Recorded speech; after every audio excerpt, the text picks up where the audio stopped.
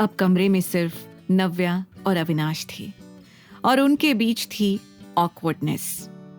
कुछ देर की चुप्पी के बाद अविनाश ने कहा, मैं ऑफिस जा रहा हूं, मेरी एक मीटिंग है। नव्या के किसी रिएक्शन से पहले ही वो कमरे से चला गया। अब तक नव्या भी समझ गई थी कि अविनाश एक बहुत बड़ा बिजनेसमैन था, इसीलिए वो हर वक्त बिजी रहता था। इस शादी के लिए भी उसने बड़ी मुश्किल से टाइम निकाला था। नव्या ने भी गहरी सांस ली और मैंशन के अंदर अकेले ही टहलने लगी। उधर अविनाश अपने ऑफिस पहुंच गया था, पर उसके दिमाग में मरियम आंटी का वो चेहरा छप गया था, जिस पर नव्या और आरव को देखते ही खुशी छा गई थी। वो जैसे ही अपने कैबिन में आकर बैठा, शशांक ने कहा, सर, बाहर सिद्धांत सर आए हुए हैं। वो कब से आपका वेट कर रहे हैं। उन्होंने कहा है कि वो आपको कॉल भी कर रहे थे। अविनाश के कहने पर सिद्धांत हड़बड़ाते हुए कैबिन के अंदर आया। उसकी सांसें तेज थीं और माथे पर पसीना। क्या हो गया? किसी रेस में दौड़ता हुआ आ रहा है क्या? अविनाश ने अपना लैपटॉप देखते हुए कहा। एक बात बता, क्या ये सच है कि तूने शादी कर ली है? सिद्धांत ने घबराकर दबी हुई आवाज में पूछा। ये सवाल सुनते ही अविनाश की नजरें एक जगह ठहर गईं। तुझे कैसे पता? अविनाश ने हैरान होकर पूछा। तो ये सच है। अरे, मेरी आंटी कोर्ट में लॉयर हैं। उन्होंने आज तुझे किसी लड़की के साथ देखा। उन्होंने बताया कि तूने उनके साथ कोर्ट मैरिज कर ली है। मुझे तो यकीन ही नहीं हुआ यार, इसीलिए मैंने तुझसे बात करने के लिए तुझे कॉल किया। तूने कॉल नहीं उठाया तो मैं भागा भागा यहाँ चला आया। सिद्धांत ने हड़बड़ाकर कहा। सुन, अपनी आंटी को कह कि ये खबर अपने तक ही रखे। अविनाश ने सीरियस टोन में कहा। तू पागल है क्या? मैंने उसी वक्त कह दी थी ये बात उनसे। अब ये बता कि क्या ये सच है? ये कब हुआ यार, और तूने बताया क्यों नहीं? सिद्धांत ने एक के बाद एक कई सारे सवाल कर दिए। अविनाश थोड़ी देर तक सुनता रहा और फिर उसने गहरी सांस लेकर हाँ में सिर हिला दिया। अबे यार, कुछ तो बता। तूने शादी कर ली और अपने बचपन के दोस्त को नहीं बताया? कौन है वो लड़की? आई मीन लकी लड़की।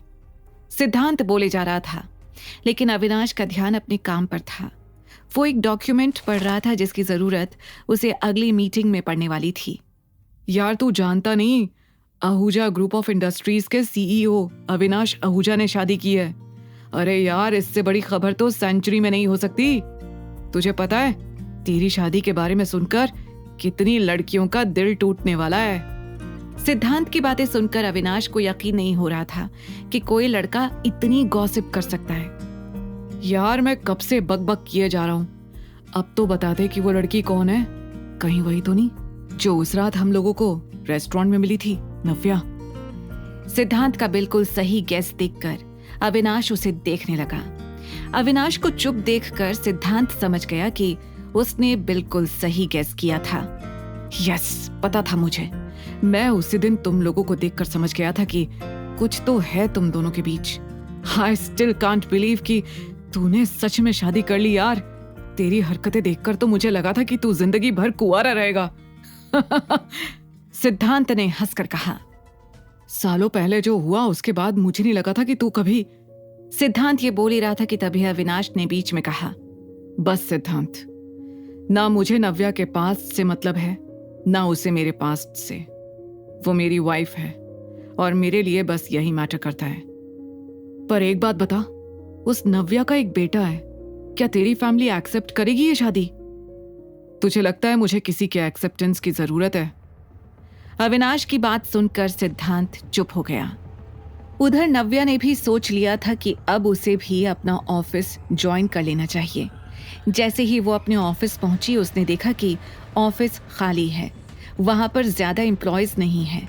उसे वो माहौल थोड़ा अजीब लगा। उसने जाकर रिसेप्शनिस्ट से पूछा, एक्सक्यूज मी, आज ऑफिस की छुट्टी है क्या? आई मीन लोग दिखाई नहीं दे रहे। उसका ये सवाल सुनकर रिसेप्शनिस्ट हैरान रह गई। आपने अभी ज्वाइन किया है क्या? इस सवाल पर नव्या ने हाँ में सिर हिलाया। इसके बाद रिसेप्शनिस्ट ने नव्या को कुछ ऐसा बताया जिसे सुनकर वो शॉक्ड रह गई। ऐसा क्या कहा था रिसेप्शनिस्ट ने आगे की कहानी जानने के लिए देखें अगला एपिसोड सिर्फ पॉकेट FM के YouTube चैनल पर और द रिटर्न के सारे एपिसोड्स को सुनने के लिए डिस्क्रिप्शन में दी लिंक से डाउनलोड करें पॉकेट FM ऐप।